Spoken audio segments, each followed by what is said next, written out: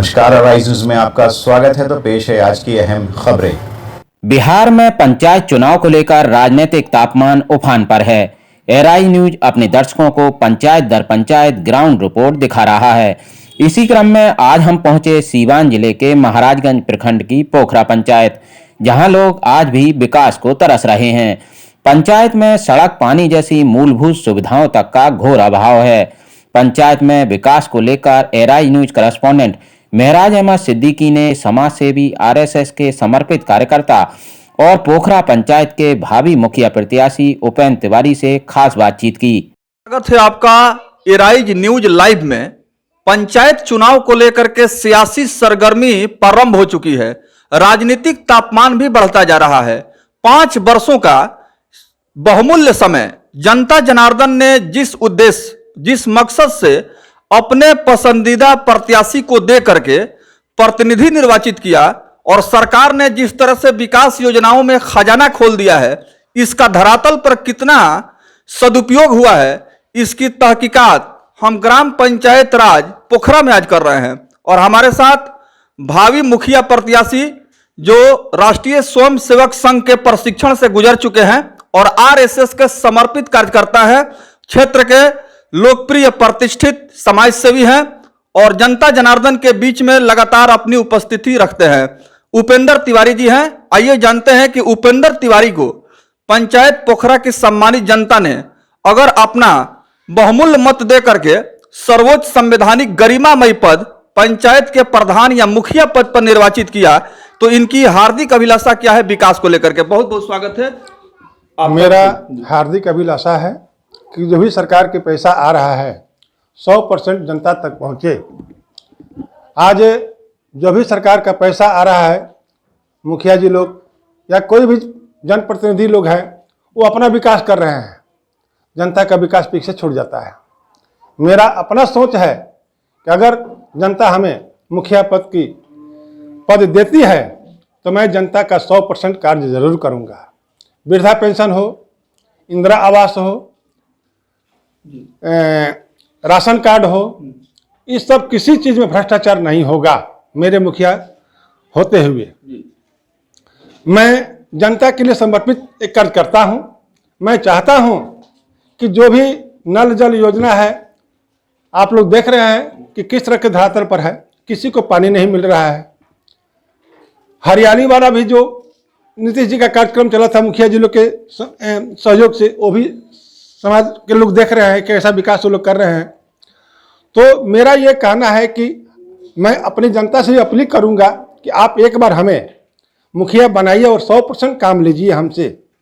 मैं यहाँ तक प्रण कर चुका हूँ कि अगर जब मुखिया बनूंगा तो अपना गांव छोड़ करके, अपना घर छोड़ करके ग्राम पंचायत भवन पर रहूँगा और जनता के लिए 100% मैं हाजिर रहूँगा। दुख में, सुख में, 12 बजे रात को हो, 2 बजे रात को, कभी भी अगर जनता हमको खोजेगी, मैं जनता के समक्ष रहूंगा। आरएसएस से जुड़े उपेंद्र तिवारी का मानना है कि अगर पंचायत का मुखिया संस्कारवान विकास पुरुष होगा तो निश्चित रूप से पंचायत का विकास होगा, लेकिन अगर मुखिया भ्रष्टाचारी है तो उस पंचायत का विनाश ही होगा। राष्ट्रीय स्वयं सेवक संघ आरएसएस के आप समर्पित कार्यकर्ता रहे और जो प्रशिक्षण आपने प्राप्त किया है, आपको कैसा लगा वहां काम करते हुए, प्रशिक्षण लेते हुए? प्रशिक्षण लेने में बहुत आनंद आया और वैदिक रीति रिवाज से वहाँ पर प्रशिक्षण दिया जाता है। जो भी संस्कृति हमारे देश की है उसके बारे में आरएसएस में बताया जाता है। 16 संस्कार हिंदुओं को होता है, वो भी बताया जाता है कि कैसे हमको 16 संस्कार लेकर के अपने जीवन में चलना है। अगर हम अपना संस्कार लेकर चलते हैं तो कभी भी जीवन में हमको पीछे मुड़ने का समय नहीं मिलेगा। लेकिन दुख इस बात का है कि हम 16 संस्कार का तो बात करते हैं, लेकिन उसका पालन हम नहीं करते हैं। जो भी व्यक्ति संस्कार की बात करता है, मैं तो पहले देखता हूं कि पहले उसी का संस्कार गिरा हुआ है जो समाज को आगे बढ़ाने वाले हैं। तो जनप्रतिनिधियों का ऐसा संस्कार होना चाहिए कि उनका देखा देखी जनता अनुसरण करे कि हमको भी इस रास्ते पर चलना चाहिए। घर का मुखिया अगर ईमानदार होता है तो घर का विकास दिन दूना रात चौगुना होता है। घर का मुखिया अगर बेईमान हो जाता है तो वही घर जो है बर्बाद हो जाता है और तहस नहस हो जाता है। उसी प्रकार गांव का मुखिया अगर चरित्रवान होगा, विकास पुरुष होगा, तो उस पंचायत का विकास होगा। अन्यथा अगर भ्रष्टाचारी मुखिया होगा तो गांव का विनाश ही होगा, जिस तरह से हमारे पंचायत का हुआ है। उपेंद्र तिवारी पोखरा पंचायत में विकास न होने की सबसे बड़ी वजह भ्रष्टाचार को मानते हैं। उनका कहना है कि पंचायत में नल जल से लेकर सड़क निर्माण तक हर जगह भ्रष्टाचार का बोलबाला है। उपेंद्र तिवारी जी, आपको क्या लगता है कि यहाँ बड़े पैमाने पर जो आरोप आप लगा रहे हैं कि योजनाओं में खुलेआम भ्रष्टाचार हो रहा है, लूट खसोट मचा हुआ है, और जनता जनार्दन के लिए जो योजना सरकार के द्वारा चलाई जा रही है उसका धरातल पर सही इंप्लीमेंटेशन नहीं हो पा रहा है, इसका कारण क्या है? कारण है भ्रष्टाचार। आज वृद्धा पेंशन बनाने जाइए तो कर्मचारी लोग पैसा मांगते हैं। इंदिरा आवास जो गरीबों को मिल रहा है उसमें से भी 10% 15% कमीशन लोग ले लेते हैं, जो भी जनप्रतिनिधि होते हैं। इसके बाद राशन कार्ड बनाने में भी लोग मुंह देखा देखी करते हैं, अपने आदमी को बनाते हैं, जो वोटर होते हैं उनका बनाते हैं, जो नहीं होते उनका नहीं बनाते हैं। तो एक सामाजिक कार्यकर्ता को, एक मुखिया को ऐसा नहीं होना चाहिए। जो व्यक्ति जीत जाता है उसके लिए सारी पंचायत की जनता उसकी होती है। तो जो भी व्यक्ति ऐसा कार्य करता है वो हमारी नज़र में अच्छा कार्यकर्ता नहीं है। जनता बड़ी आशा से किसी को अपना जनप्रतिनिधि बनाती है, तो जनता के आशा पर जो खरा उतरता है वो भगवान बन जाता है। लेकिन आज हम भगवान नहीं बन करके रावण का चरित्र लेकर के चलते हैं कि अपने लिए जीते हैं, दूसरे के लिए खाई खोदते हैं। मेरा अपना मानना है कि एक मन्ना डी का गीत हमको याद है कि अपने लिए जियो तो क्या जियो ऐ दिल तू जो जमाने के लिए, जो जमाने के लिए जीता है जमाना उसी का गुण गाता है।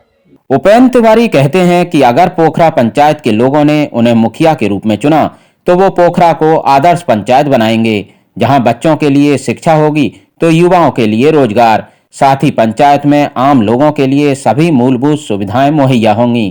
तिवारी से ये जानना चाहेंगे, चूंकि पंचायत के इलेक्शन में मुखिया पद पर ये चुनाव के मैदान में है और ग्राम पंचायत राज पोखरा के सम्मानित प्रबुद्ध बुद्धिजीवी जनता जनार्दन ने अपना इन्हें मत दिया और इस पद पर सुशोभित किया, तो प्राथमिकता के आधार पर पोखरा पंचायत को किस तरह का पंचायत बनाने का सपना है?